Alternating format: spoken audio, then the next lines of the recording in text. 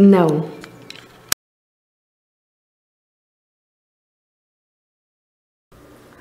Nunca presenciei.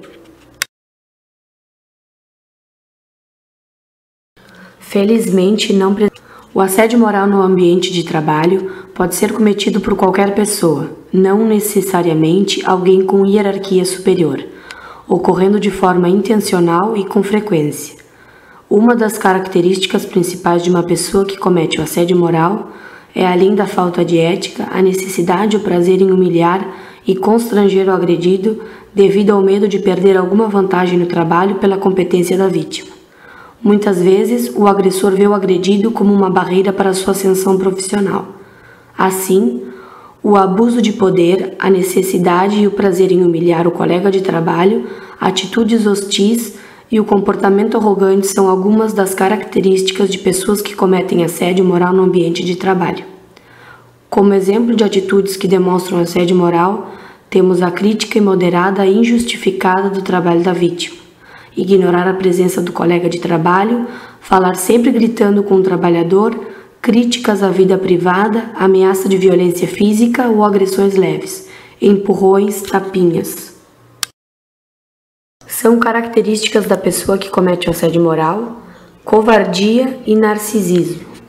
São características da pessoa que sofre assédio moral, pessoas inteligentes e competentes, pessoas que não aceitam insultos, pessoas críticas, mulheres, trabalhadores doentes, negros, homossexuais, pessoas idosas e estagiários.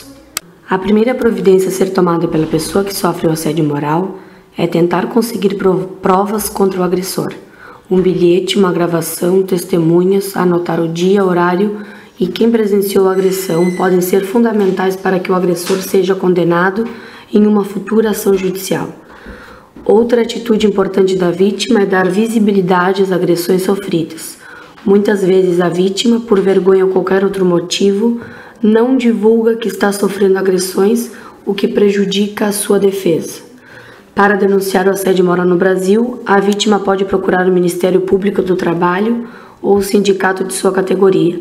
Além disso, poderá denunciar via ação judicial. A pessoa que sofre assédio moral deve, se possível, anotar a data, hora, dia, local e, de preferência, contar com o depoimento de colegas que presenciaram o fato.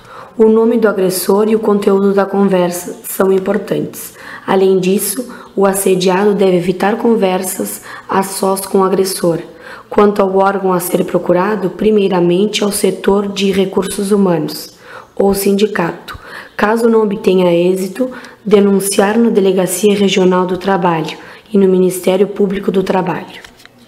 Não existem situações mais ou menos comuns no assédio moral. Cada agressor age de uma maneira diferente.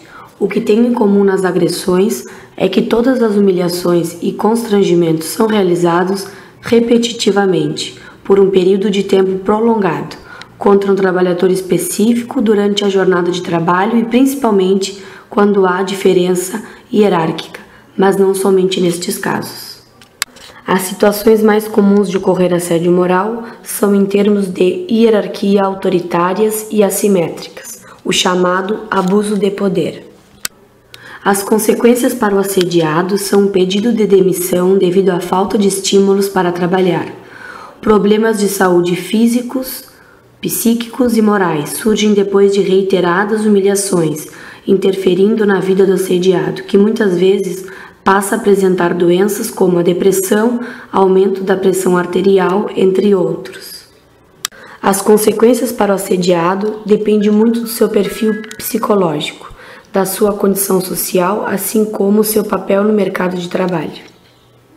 Não é de fácil comprovação o assédio moral contra o trabalhador, visto que a principal prova nestes casos é a testemunhal e os colegas de trabalho, por medo de perderem seus empregos, não costumam testemunhar contra sua empresa ou outro trabalhador.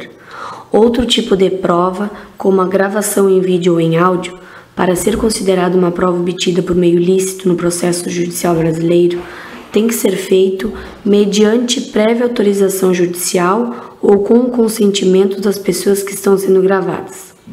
Desta forma, o assediado deve coletar as provas para comprovar o assédio por vários meios, como anotações do que ocorreu, dia, mês, hora, quem presenciou o fato, evitar ficar a sós com o agressor, relatar o ocorrido para o sindicato de sua categoria e sempre dar visibilidade às agressões. No Brasil, não há uma lei federal específica para o assédio moral. Entretanto, existem algumas leis municipais e estaduais que versam sobre o tema, punindo administrativamente os agressores.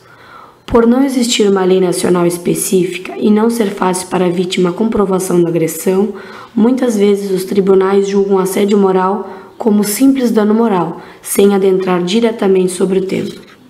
A vítima deve guardar todas as provas e registros que comprovem o assédio, por exemplo, e-mails, mensagens telefônicas.